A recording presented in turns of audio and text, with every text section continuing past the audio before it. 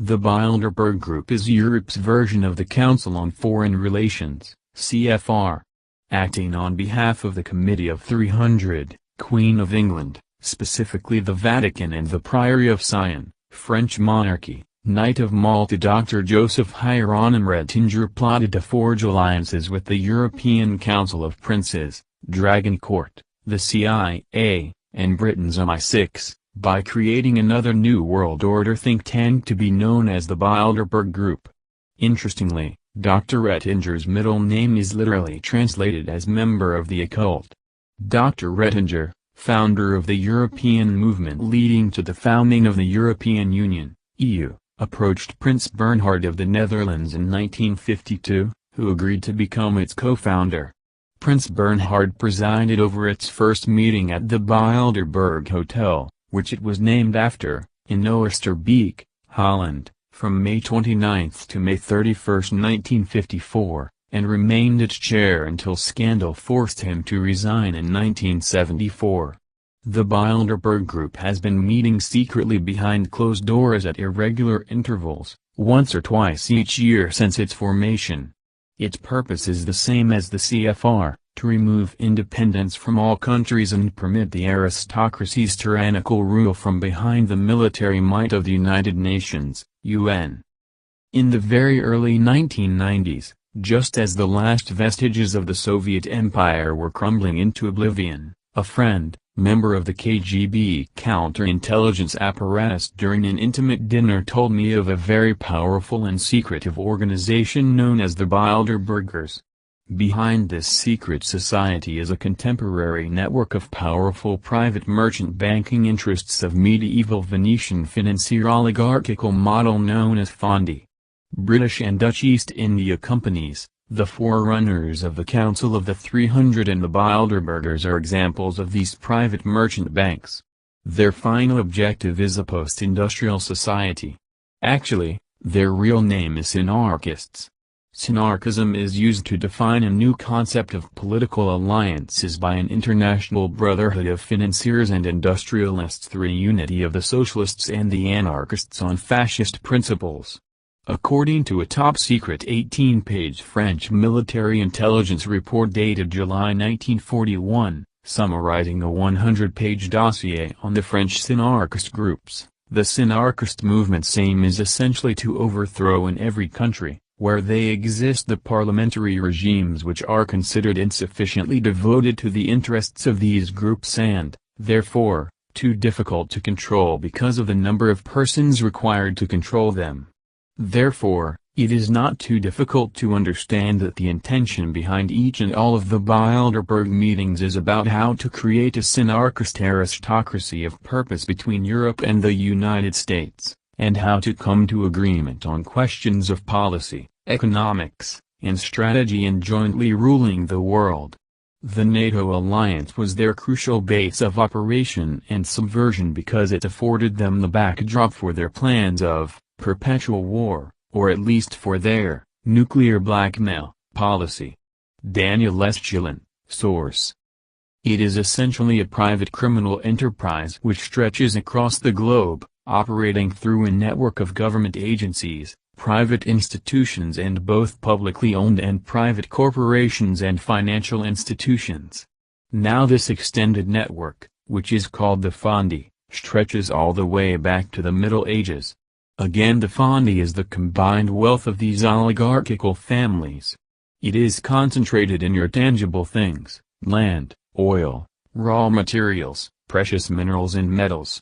And by controlling the financial trade of these items, these family fathers set up fonds that are pooled together for maximum effect and deployed through a number of financial institutions, which hide their origins from the unsuspecting public. At the heart of the Fondi system, you have the powerful merchant private banks such as the Rothschild banks. And even more powerful than Rothschild is the Lazard Bank. One of the reasons that the Bilderbergers have never been able to discredit me is that historically I can show you that what today is called the Bilderberg Club can be traced back in time to the Venetian black nobility, 500 years ago. However, the idea behind these people hasn't changed since the beginning. It's the wholesale destruction of anything related and affiliated with the idea of a nation-state. The first nation-states were created in France under Louis XI and then in England with Henry VII. The idea behind the nation-state was the social welfare constitution, rights given to the people they had never had before. Before that we worked as slaves. For the first time we literally had something which we could call our own. It gave us the idea of the Constitution, which is again one of the things that these people have been so virulently fighting against.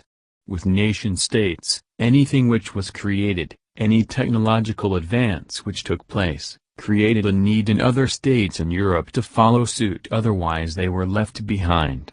That's called progress, and that's what the Venetians and the Bilderbergers of today have been so virulently against. Which is again the whole thing about zero growth and the wholesale destruction of national, international economies. That's all part of what you're witnessing right now. Of course, you have the yabos who live in the world, the great unwashed. They have no idea what any of this stuff means because again their daily needs just are your basic primary, animal-like needs, which is exactly what these people want you to think about: work, procreate, eat and sleep. Daniel Estiulin, source. Again, another thing about the Bilderbergers is that I can trace who these people are today back to the Venetian black nobility. We often hear about the influences of the Rothschilds and the Rockefellers, but these people are merely your typical lackeys when you actually look at it. They are the bottom of the totem pole. If you're looking at the powerful people, you can talk about the House of Braganza. You talk about the House of Orange and the House of Habsburg. These people have unimaginable wealth. You measure it not in billions but in trillions of dollars. I have a document from the Krupp family of Germany.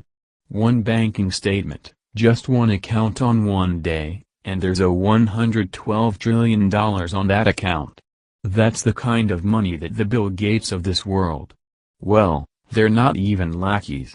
They are nothing. Because again what they have is just pocket change for these people. One of the reasons that the Bilderbergers have never been able to discredit me is that historically I can show you that today what is called the Bilderberg group goes back in time to the Venetian black nobility, to the royal houses and lineages of the European oligarchical families. For example, talking about your queen, one such family is the Guelphs, from which Elizabeth II, the Queen of England, comes. I found reference to this family by cross-referencing with names like Ethico, Henry, Rudolph, and Azal. I found those references after spending more than 2.5 years in the National Library of Florence, literally living there, going through 500-year-old documents. Queen Victoria, she comes from the House of Est-Galf. The name Est comes from the name Marquis of Este of Venice, which is also known as the House of Albert Azal. Now this line is connected to the Welfs and can easily be traced back to the Kunigundas, Prince of Welf. So basically the Queen of England has Venetian roots, but also German roots because the Guelphs are intertwined with the German aristocracy through the House of Hanover, the Hanoverian English King George I. He came from the Duchy of Lüneburg, which have been governed by the Gau family since the 12th century. Somewhat interesting, Prince Charles, the Queen's son, and Diana visited Venice on numerous occasions, not on any official business, but rather in a private capacity. I was told by someone very familiar with the British royal family that the Queen told Diana point-blank to never ever discuss these trips in public and, of course, Diana never did because I think she knew that the Queen meant it and she'd kill her if she ever did. So anyway, again, historically I can show you that what today is called the Bilderberg Group, 500 years ago was called the Venetian black nobility, but the idea behind what all these people put together hasn't changed. It's the wholesale destruction of anything related and affiliated with the idea of a nation-state. Daniel Estiulin. End.